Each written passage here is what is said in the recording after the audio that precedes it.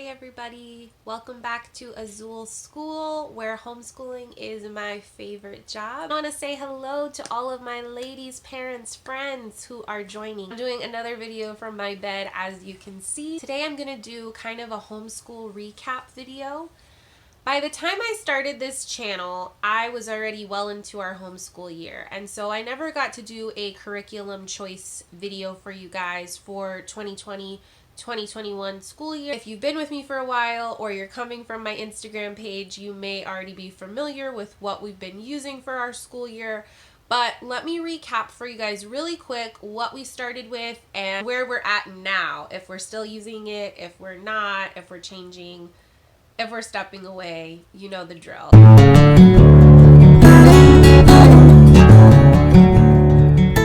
So let's get into it. The main curriculum that I bought for this school year was Blossom and Root first grade, and I got all of her first grade curriculum. Language arts curriculum, the math in art curriculum, the nature study, and the science curriculum, all Blossom and Root first grade. So let's start off with the good and we'll get to the not so good. We love Blossom and Root science and nature study curriculum. I cannot say enough good things about them. So well done, so easy to use, so well laid out. I love how flexible and easy to customize the curriculum is. There's options for visual learners, hands-on activities, there's experiments, there's notebooking and journaling, and of course it's a literature-based curriculum, so there's tons and tons of books, resources that you can use, whether you get them from the library for just that 1 week's unit, or it's a book that you're going to want on your shelf for a long time for many science subjects, many nature subjects. She's included the best of the best when it comes to book resources. And if you guys are interested in a flip through or more information about how we use the science and nature study curriculum, let me know. I do have a little bit of that on my Instagram, but it does need some updating. So let me know if you guys are interested in that. We also still love the math in art curriculum that is part of Blossom and Root. It's basically an art study curriculum with some math concepts in there. We really have enjoyed it. It's been a lot of fun. The caveat to that is here we are a full 4 months into our school year, and we're still on week 4 of Blossom and Root math in art. My 7-year-old does art every single day. She loves to draw. She loves to paint. She loves to create. That's her number one favorite activity. But she loves to do it in kind of a free form, organic way.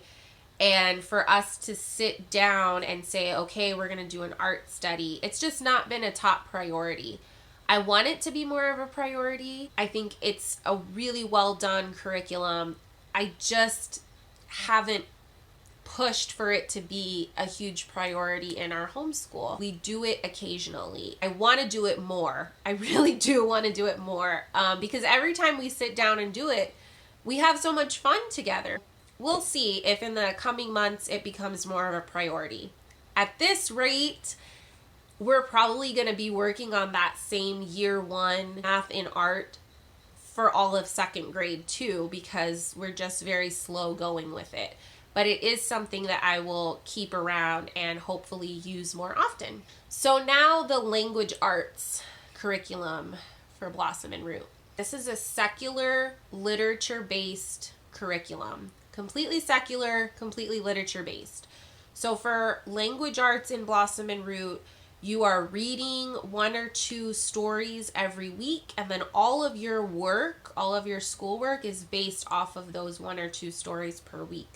So she includes copy work, narration, journaling, and word puzzles and vocabulary, all within the framework of your literature readings for that week. I really wanted to love this, guys. it seemed so perfect for our family. It's a little bit like Waldorf inspired, where she encourages your child to retell the story in playful ways using Play-Doh or peg dolls or what have you. I really wanted to love it. I really thought my daughter was going to enjoy the language arts program with Blossom and Root.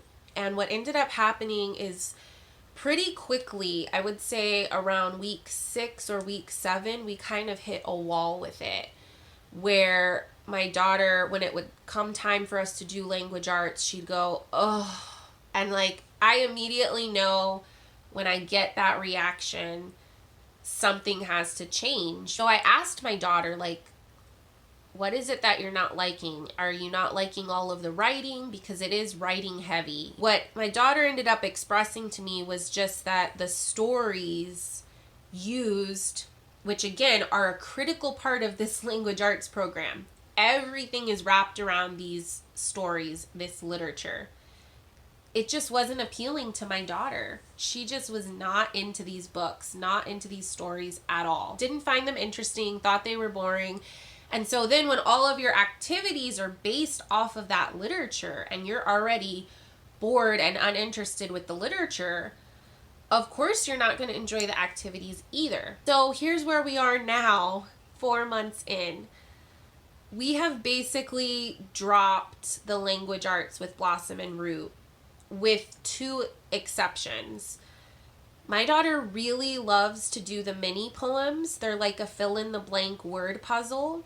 She really likes those. She still does those with Blossom and Root, even though she doesn't really understand the context of the mini poem because we're not reading the stories for that week. And she's still able to piece it together. And I feel like, that's great. If she wants to do it, it's obviously really good for her to be practicing her reading and her vocabulary and her understanding of context.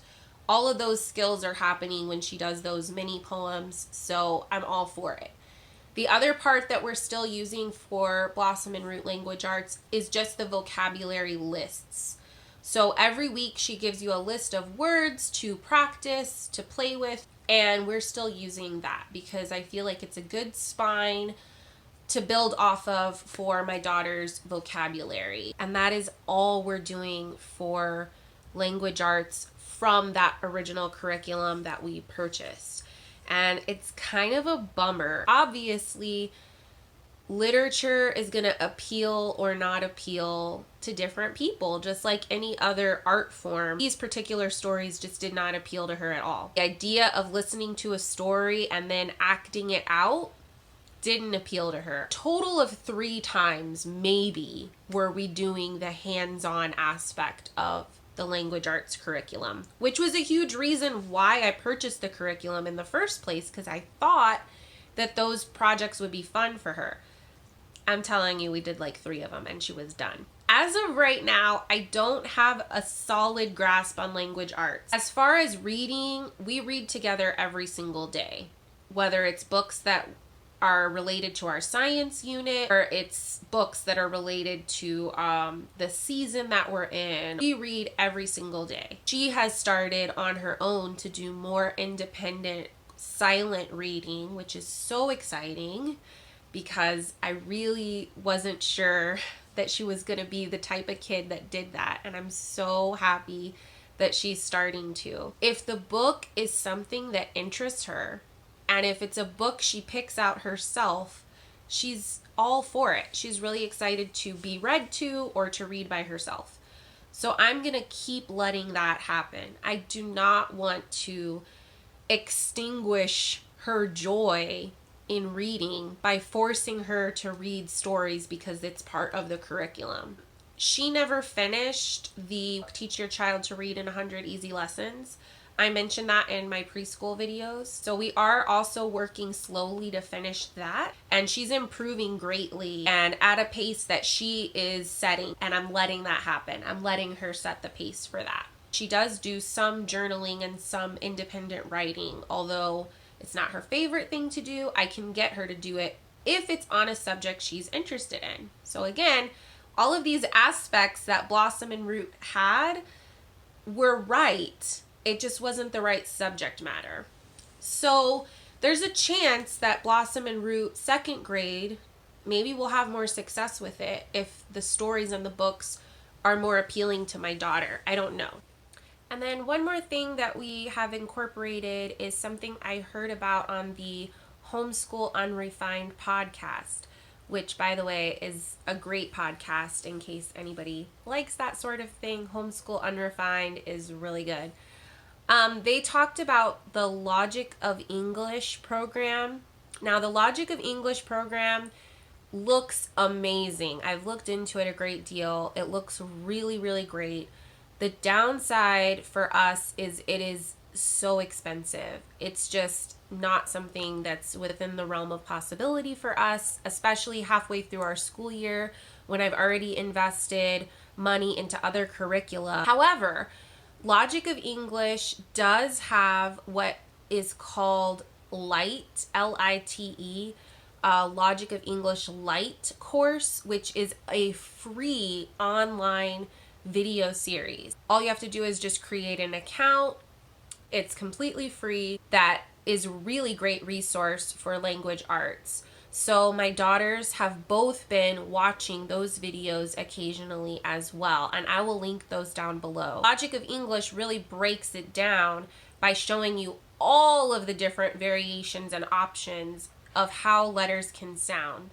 And so far, that's been a hit. So that's something that we're incorporating as well, just to kind of get a stronger foundation for her reading and her understanding of the language. So then we move on to my daughter's favorite subject, which is math. And we are still loving Singapore Dimensions math. Both my girls love this math program.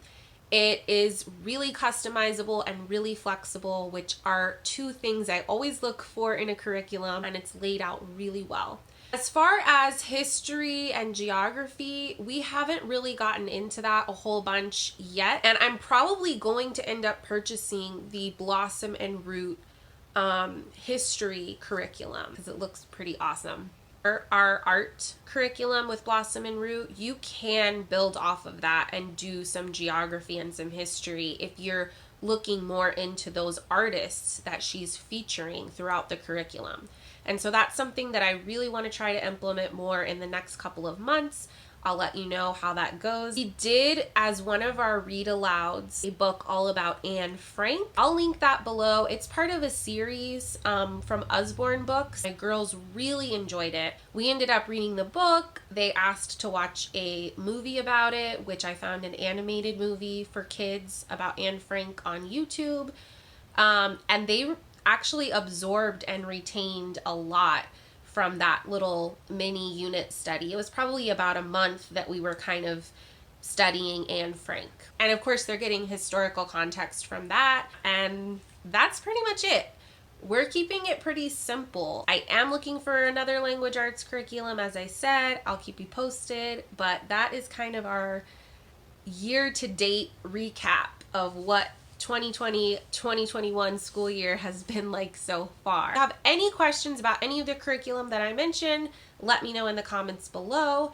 And if you have any suggestions for a really comprehensive language arts curriculum that is simple and flexible and secular, please leave it in the comments below. By the time you watch this, it will be December.